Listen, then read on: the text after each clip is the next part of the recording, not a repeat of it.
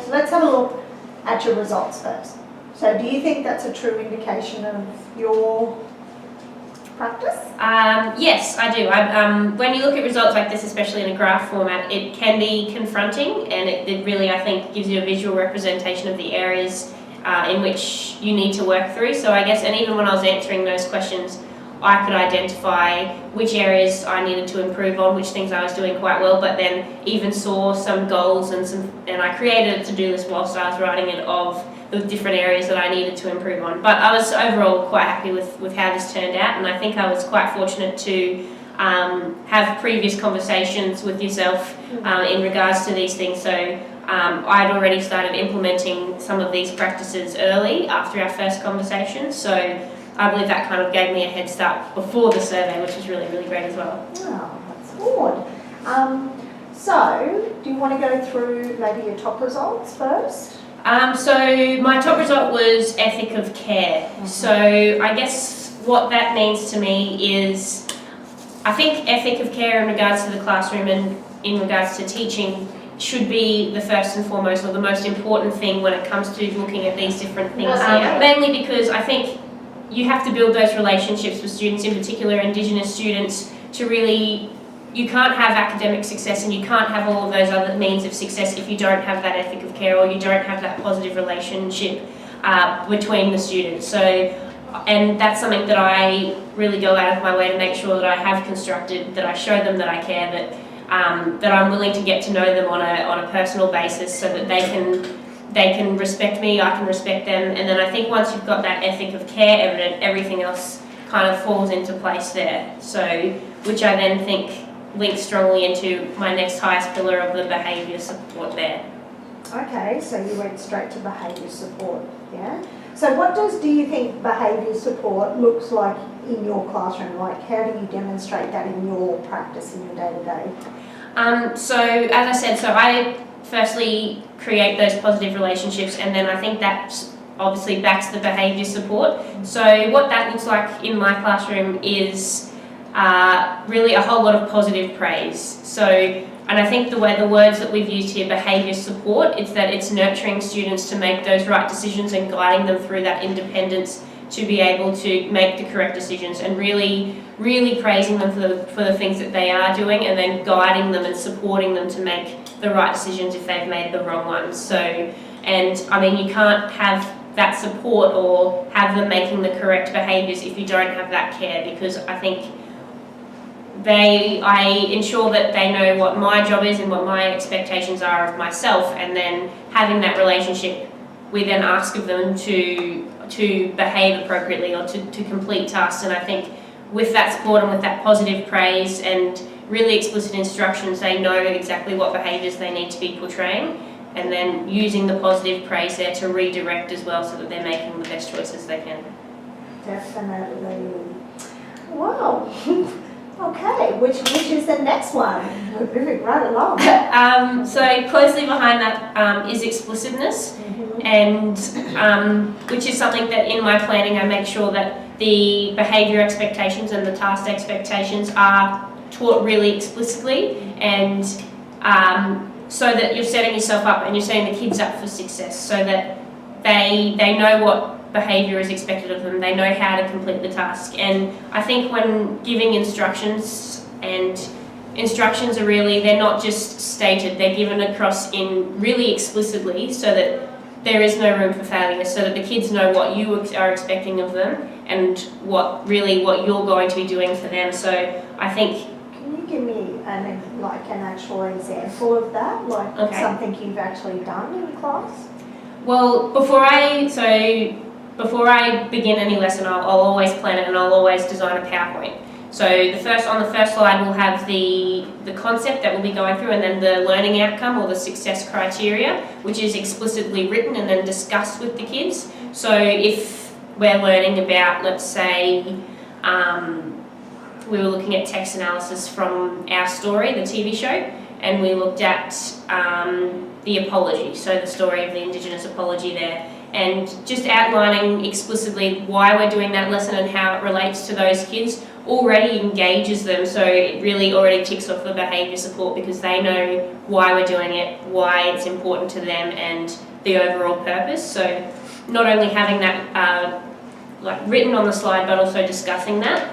But then I also have, when we're doing a task, it has the task expectations of the what, why, and how.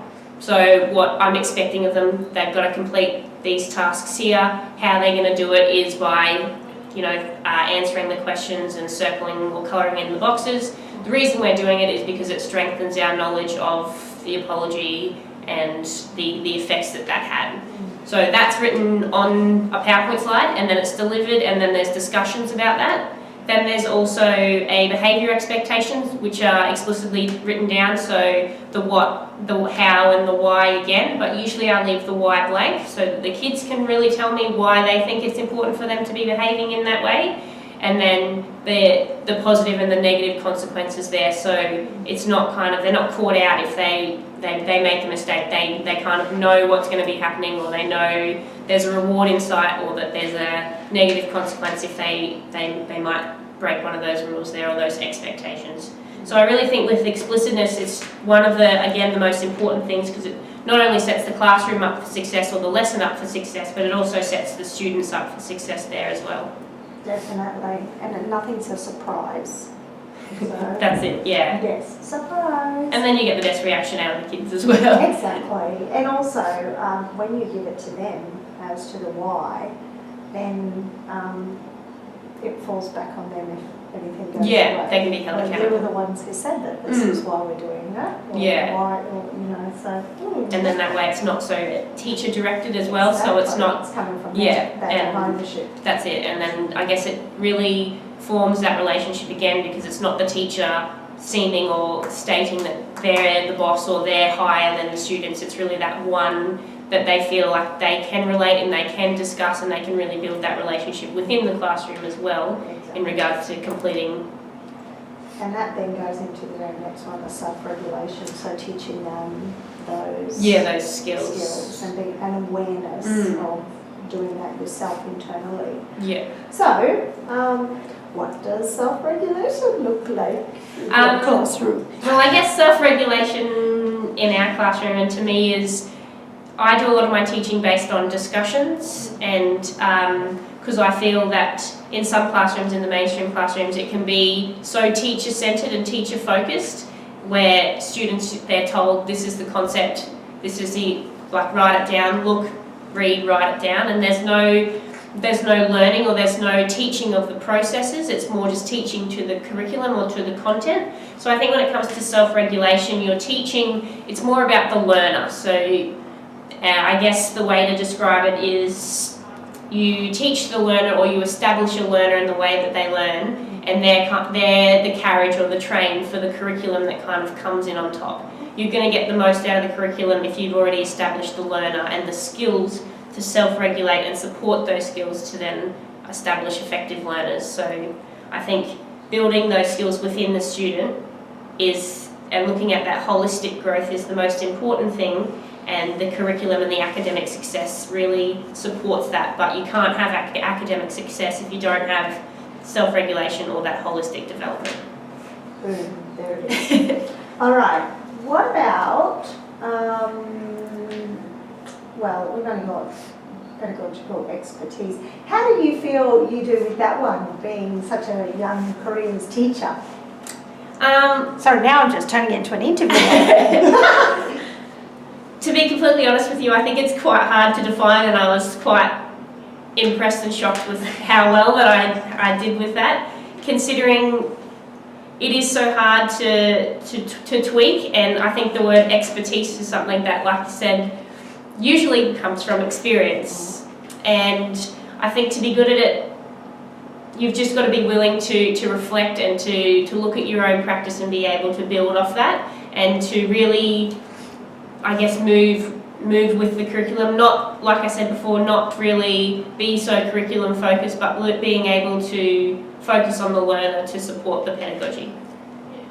Boom again. Yes, it's all about know the learner. Yeah. So then you know what they need. Yeah. So then you can adjust your practice to suit them. And I think the transition class has supported that as well, considering we've got so many diverse learners from so many diverse backgrounds, and the general curriculum was never going to cut it for those kids as well. And so we had to adapt, and we had to be as flexible as we can, but keeping to the restraints that with the transition class, it is so, like, I'm there to teach them foundational English skills, so to allow for that flexibility was quite difficult, but I think it really gets you to think outside the box and to think creatively, because those are the kinds of kids that you have in there, because they're not going to be able to learn or maintain focus or engage with the curriculum the same way as any other child would.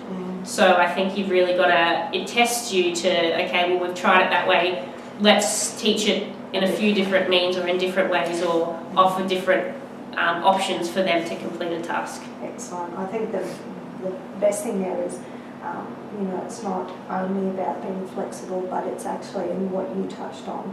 But the word that always comes to mind for me is dynamic, because you really have to, exactly what you said, think outside the box and think about how you can teach this content to very different learners. So you have to be extremely dynamic. Yeah, in the way that you do. That's it. Okay. Yellow. Yellow. No. Better than red, that's okay. That's exactly right. That's exactly right. All right. So what did you get?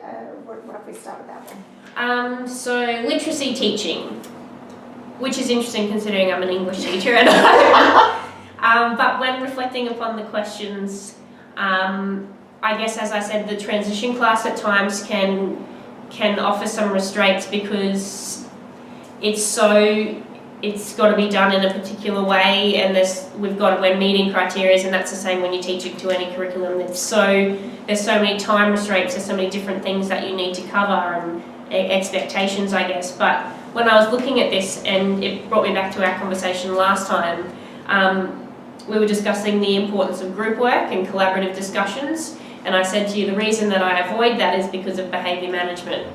And because I said it's easier if kids work independently, I can monitor them, they're on task, they're doing all of those things. So having the kids work independently is easy when it comes to behaviour management, because you can ensure they're on task and you can ensure that they're doing all of the right things.